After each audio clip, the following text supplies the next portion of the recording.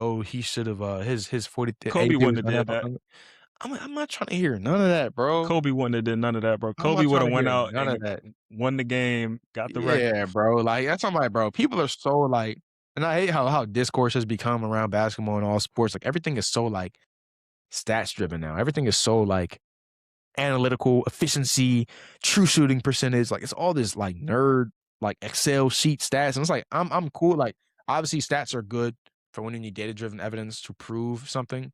But when that's your only argument every single time, like, bro, I feel like when you're having objective basketball conversations, it has to be a mix of eye test, just watching someone on the court and seeing if they are gifted and just really good at basketball, and then stats. Yeah. Stats should never be the one and only, bro, like, who cares? 83 points, bro.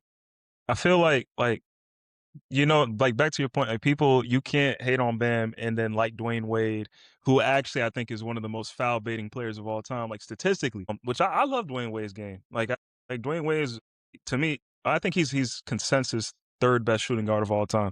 But Mhm. like Dwayne Wade he's a dog. Like I love everything about his game. And like if your name's not James Harden or Shea Gilgeous-Alexander, then I'm cool with it. Those guys, for some reason, I just don't. I know they don't foul bait as much, especially like Ooh, statistically they don't. Like statistically, they're not the top. The worst are like, statistically, they don't, but if you watch the games in the way that SGA gets fouls, bro, it is oh yeah, freaking no, funny. yeah, no, it's Oh, it's it's like, cooked. granted, SGA, I think, has had one of the best point guard seasons I've ever seen back to back. I think he's the like top 3 player in the league. Like his talent is undeniable, but like I said, you can't root for him in the same breath and then hate on Hate Bam on that, because yeah. it's just like it just doesn't make sense to me, bro. And it's Or like, if you like James Harden, prime yeah, James like Harden. come on, bro. It's like they don't even play the same brand of basketball either. Like Bam is a big, they just can't guard him, bro. Like he goes up in the paint. He's not doing step back threes, fouling for like he did take like 22 threes, but this is like and the thing I really hated was just the Kobe fans trying to defend this. Like their logic just makes no sense to me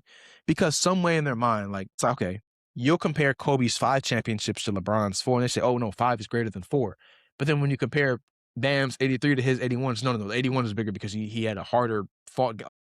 It's like people pick and choose arguments when it fits their narrative and when it makes their argument look more justified. But when it really doesn't make sense, they have a hard time actually flipping that and being objective about it. So you just have to understand when you're dealing with somebody who can't see past the fact that their favorite player's record got broken.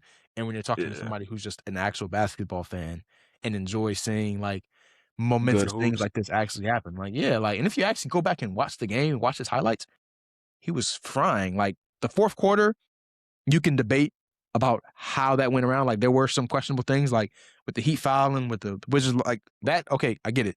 But Yeah. them first 2 quarters, bro, he was straight killing, bro. And everybody does that too, bro. We've all seen Giannis threw the ball off the backboard to get the Yeah, extra like bro, rebound. he was like everybody's stat pads, everybody does this and that, but it's the fact that it's your favorite player's record that got broken. Now it's a problem about ethics. Now it's a problem about what's real basketball and what's not. I'm like, And I think all the real hoopers know, like people who really play, even if you're not a hooper, if you played sport, you played any level of organized sport, not only do you respect this, but you understand like how challenging it even is to accomplish this feat. And if you're a hooper, you like good ball. Like you can just see, like back to what Malcolm said, like people trying to compare everything with stats. Like Jimmy High Roller, yes, I'm sure a lot of us still like watch the video every now and then, bro, or he's like just grew up wrong. watching his videos. Like you and even if you watch his videos, he goes through all the stats. He always has a graph or a visual and a bunch of stuff. But at the end of the video, he's always basically saying like it's really still difficult to tell. Like there's no real way to categorize or analyze all this stuff. So pretty much basketball, yes, the game has changed. This is the game that they want. They want high scoring. These records are going to be broken because that's the way the NBA is set up now. But at the end of the day, if you know ball and you like good ball, like that's that's what you're here for. And you can tell by the eye test like who's tough. Like there's a lot of tough dudes from the NBA who are not considered all-time greats because they didn't achieve accolades, they didn't do this, didn't do that, but they're tough and everyone knows that they're killers on the court. And you got to remember it's a business, right? They needed this to happen. They needed Bam to hit 83. They needed people to talk about the stuff. Playoffs are coming up. March Madness is heating up, so there's going to Mhm. be split viewership a little bit there. So, you know what I'm saying?